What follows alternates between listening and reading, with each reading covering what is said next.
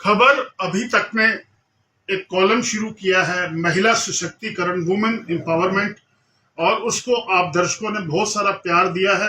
उसी के चलते आज हम पहुंचे हैं टुगेदर वी कैन फाउंडेशन की संचालिका पूनम गुप्ता जी के पास, जो कि बहुत सारी उपलब्धियां हैं जिनके पास, और ये बुक्स भी लिखी है उन्होंने। इनके सपनों को साकार करने की एक नियति है, इनकी एक सोच है। पूनम जी, अपनी संस्था के बारे में शुरुआत में बताइए।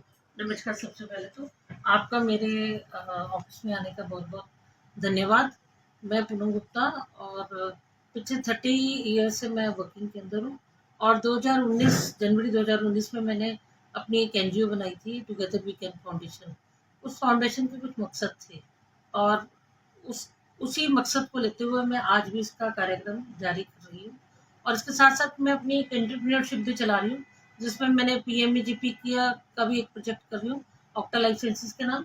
और मैं एफएसएसआई की ट्रेनर भी हूँ, फास्टैग की ट्रेनर हूँ, और एफएसएसआई की लाइसेंसिंग और ये सब कुछ मैं काम करवाती हूँ, और इंस्पेक्शंस वगैरह भी करती हूँ मैं। जैसा कि आपने बताया कि एक लंबे अंतराल से आप जुड़े हुए हैं समाज सेवा के इन कार्यों में, कैसे अनुभव रहे, क्या एक्सपीरियंस रहे पूनम गुप्ता जी? अभी तक तो एक्सपीरियंस ठीक रहे। एक बीइंग ए लेडी को थोड़ा सा तो रहना ही पड़ता है कि उसको एक चैलेंज तो ऑलवेज एक्सेप्ट करना पड़ता है। और मेरे साथ एक कोइंसिडेंस जनवरी के अंदर हुआ कि मेरे हस्बैंड की डेथ हो गई। उस डेथ होने के बाद कुछ दिन तो मैं भी कॉमर्स टाइप में चली गई थी। मुझे खुद को ही नहीं पता था कि मेरे साथ क्या हो रहा है। बट मेरी बिटिया ने एमबीबीएस की है, वो डॉक्टर है। उसने मुझे बड़े काफ़ी इंस्पायर किया। मेरे सर्कल वालों ने बहुत इंस्पायर किया कि पूनम, तुम एक नॉर्मल लेडी नहीं हो, तो आप कुछ कर सकती हो। लेकिन अभी मुझे कुछ पुरुष जगत ऐसा है, इवन लेडीज में भी कुछ लोग ऐसे हैं कि जो मुझे अब कहते हैं कि अब क्या है, तुम वैसा काम कर पाओगी जैसा काम तुम पहले कर पाती थी। तो हमें तो नहीं लगता कि तुम्हारे अंदर इतनी क्षमता होगी। तो मैं उनको एक ही बात कहती हूँ कि मेरे लिए तो अब ये दुगनी रिस्पॉन्सिबिलिटी हो गई है, क्योंकि जो मेरे हस्बैंड के प्रोजेक्ट थे, उन ड्रीम्स को पूरा करना भी मेरा दायित्व है। क्योंकि वो चाहते थे कि मेरी पूनम का नाम बहुत ऊपर तक हो और मेरी पूनम ये भी करे। उनका एक, क्योंकि बड़ी अनहोनी वाली बात थी कि मेरे हस्बैंड रात को सोए और सुबह उठे नहीं, और just he was in 52 years के थे 52 ईयर्स के थे। तो आज की डेट में जो टोटल कार्यभार है वो मेरे ऊपर आ गया है। और मुझे ऐसा लगता है कि मुझे उन सपनों को साकार करने में योगदान देना ही मेरे लिए उनकी श्रद्धांजलि है। तो उनको आपने इस दुखद पलों में, खबर अभी तक की टीम भी आपके साथ है, और हम ये जानना चाहेंगे इन किताबों में जो कि आपने लिखी हैं, इनमें आपने क्या बताने का प्रयास किया है सोसाइटी को? बेसिकली ड्रीम बिल्ड ग्रो तो मैंने बच्चों के लिए लिखी है, क्योंकि हमारी एनजीओ का एक मोटो है स्वरोजगार, कि आप रोजगार की तलाश मत करो, आप नौकरियों की तलाश मत करो, आप उल्टा रोजगार देने वाले बनो। तो वो कई बार बच्चे मेरे से पूछते हैं कि हम कैसे करें। तो उन बच्चों को एक लिखित में कुछ चीज़ें चाहिए थी। तो उसके, जब मेरी बिटिया एफएमजी की तैयारी कर रही थी, उस बिटवीन मैंने 2 बुक्स लिख दी।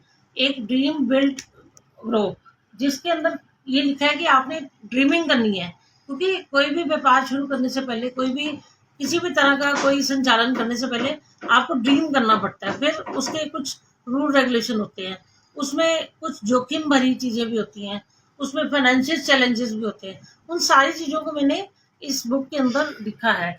और जैसा कि आप जानते हैं, कोविड काल भी गया, और वैसे भी आयुर्वेदा की तरफ रुझान बहुत ज़्यादा लोगों का चला गया कि आयुर्वेदा का साइड इफेक्ट कम होता है। मैं ऐसा नहीं कह सकती कि साइड इफेक्ट नहीं होता, साइड इफेक्ट होता है, लेकिन बहुत ज़्यादा लेने से साइड इफेक्ट होता है। और लेकिन अभी मार्केट में जो चीज़ें मिलती हैं वो अच्छी गुणवत्ता की चीज़ें नहीं होती। तो हमें गुणवत्ता यात्रा के तहत अपने इस प्रोग्राम को लेके आए हैं हम। और इस बार भी हमारा एनजीओ का 1 जून से हमारे कार्यक्रम स्टार्ट हो जाएंगे, और काफ़ी यूनिवर्सिटी से हमारे पास बच्चों ने एनरोल कर दिया है। तब हमारा ये साइबर सिक्योरिटी, गुणवत्ता यात्रा और समाज की जितनी भी कुरीतियाँ हैं उनको दूर करने का प्रयास हमारा रहेगा। तो ये हम बच्चों को ये बताएंगे कि समाज की कुरीतियाँ हैं। हम बेसिकली सोशल इंटर्नशिप के अंदर बच्चों को ये बताते हैं कि समाज के अंदर ये त्रुटियाँ हैं, उसको कैसे काम करना है।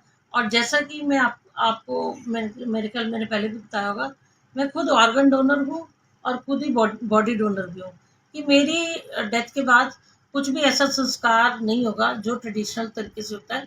मेरी बॉडी को किसी न किसी मेडिकल कॉलेज के अंदर दिया जाएगा और ताकि वो मेरी बॉडी को यूज़ करे, मेरे जो ऑर्गन है, अगर मेरा ब्रेन डेड हो जाता है तो मेरे ऑर्गन को यूज़ करे और मेरी बॉडी के ऊपर जो एमबीबीएस के बच्चे हैं वो उसका परीक्षण करें कि उसके ऊपर एक्सपेरिमेंट्स करके एक अच्छे डॉक्टर ये बने। सुविचार आपके जहन में कैसे आया, आपके दिमाग में कैसे आया कि बॉडी डोनेट की है आपने? इसके बारे में संदेश दीजिए समाज को। बेसिकली मेरे हस्बैंड एक बार कुछ प्रॉब्लम हो गई थी उनको पीजीआई में, तो पीजीआई में घूमते घूमते मैंने देखा कि you can be angel, after death you can be angel, after death you have a some life. तो मुझे ऐसे मेरे माइंड को अप्रोच किया कि ऐसी क्या चीज़ें हैं। तब मैं वहाँ पे डिपार्टमेंट में गई, तब वहाँ पे मुझे पता चला कि ये एक बहुत अच्छी प्रक्रिया है जिसमें लोगों के, और मेरे से पहले बहुत सारे लोगों ने ऐसा किया हुआ है। तो मेरा यही मानना था कि एक तो मेरी बिटिया, जैसे अभी मेरे हस्बैंड की डेथ हुई, हमें पता नहीं था, हालांकि उनके भी मैं ऑर्गन डोनेशन कर सकती थी, लेकिन हमें पता ही नहीं चला कि उनकी डेथ किस टाइम हुई, क्योंकि रात को 10 बजे हुई कि 11 बजे हुई कि 1 बजे हुई कि 3 बजे हुई, हमें इसके बारे में कोई जानकारी नहीं थी। तो इसलिए मैं ये काम संभव नहीं कर पाई।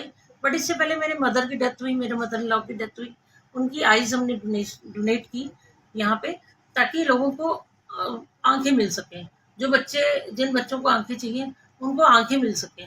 तो ये तो प्रयास हर एक का होना चाहिए, क्योंकि जब हम किसी चीज़ को जलाते हैं तो वो राख बन जाती है, बॉडी पूरी तरह नष्ट हो जाती है। वो नष्ट करने के बाद भी आप अपनी बॉडी के बाद, अपनी डेथ के बाद भी आप जीवित रह सकते हो। वो जीवित किस तरह से रह सकते हो? अपने ऑर्गन डोनेशन करने के बाद और अपनी बॉडी डोनेशन करने के बाद। क्योंकि देखो, अगर हमें अच्छे डॉक्टर चाहिए तो उनको अच्छी बॉडीज भी चाहिए, और आपने देखा होगा इसीलिए यहाँ पे इस तरह की काफ़ी सारी चीज़ें भ्रमित करके लोगों के साथ होती है। कभी उनकी किडनियाँ निकाल दी जाती हैं, कभी गुर्दे निकाल दिए जाते हैं।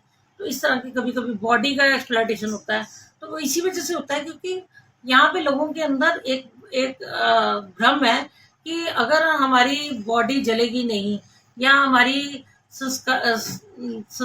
हमारा संस्कार प्रॉपर्ली नहीं होगा, क्योंकि देखो जो हमारे अध्यात्म में भी लिखा हुआ है, सिर्फ हमारी आत्मा जाती है, शरीर नश्वर है। तो शरीर जब नश्वर है तो शरीर का कहीं ना कहीं प्रयोग कर सकते हो। तो ये जानकारी, और लास्ट टू लास्ट मैंने अपने एनजीओ का ये एक प्रोजेक्ट रखा था। तो ये मैं आपको बड़ी खुशी के साथ ये कहना चाह रही हूँ कि माला के बच्चों ने 100 फॉर्म्स इकट्ठे करके दिए थे, और हमने नुक्कड़ नाटक के द्वारा पार्कों में जाके, स्कूल्स में जाके इस कार्यक्रम को आयोजित किया था। और लास्ट टू लास्ट ईयर हमने जब बाढ़ आई थी, बाढ़ के अंदर भी हमने लोगों को काफ़ी सहयोग दिया था उनको क्लोथ डोनेशन ड्राइव चलाई थी, हमने खाने पीने का सामान भी दिया था। तो जब ऐसा कोई पल आता है तो समाज भी आगे हमारे साथ आता है और हमारी एनजीओ को सपोर्ट करता है। पूनम जी, हम चाहेंगे अपने एनजीओ के बारे में 1 या 2 लाइनों में साक्षात्कार के अंत में महिला शक्ति को संदेश दीजिए कि महिलाएं जागरूक हों, आगे बढ़ें, कदम बढ़ाएं और सफलता पाएं आपकी तरह। बेसिकली मेरा टुगेदर वी कैन फाउंडेशन का जो सबसे बड़ा मुद्दा है वो है हाइजीनिक तरीके से फूड को बनाना और पोषण से परिपूर्ण भोजन हो, कि उसके अंदर न्यूट्रिशन पूरा हो। क्योंकि आप देखेंगे कि जगह जगह पे सिर्फ हमारी महिलाएं, कुछ जगह पे पुरुष भी, बच्चे भी एनीमिक होते हैं। तो उन सारी चीज़ों का, वो ऐसी चीज़ों का प्रयोग करें और ऐसी चीज़ें सप्लीमेंट में लें कि जिससे उनकी वो एनीमिया है वो ख़त्म हो। क्योंकि एनीमिया होने से ही उनके अंदर किसी भी तरह की कमज़ोरी होती है या उनको 10 बीमारियां और लगती हैं। तो मेरा यही मकसद है, लोगों को हाइजीन खाना प्रोवाइड करना। और मेरी एनजीओ जो भी हमारे चैरिटेबल ट्रस्ट हैं उन सबको फ्री ऑफ कॉस्ट लाइसेंसिंग भी प्रोवाइड करती है और ट्रेनिंग भी प्रोवाइड करती है। तो ये है पूनम गुप्ता जी, जो कि एनजीओ चला रही हैं टुगेदर वी कैन फाउंडेशन, और महिला सशक्तिकरण कॉलम के तहत खबर अभी तक की टीम ने इनको किया रिकॉर्ड। इनकी वीडियो को आप शेयर कीजिए, कमेंट्स दीजिए, लाइक्स कीजिए, ताकि महिला सशक्तिकरण की सहभागिता आपकी भी बराबर की हो सके।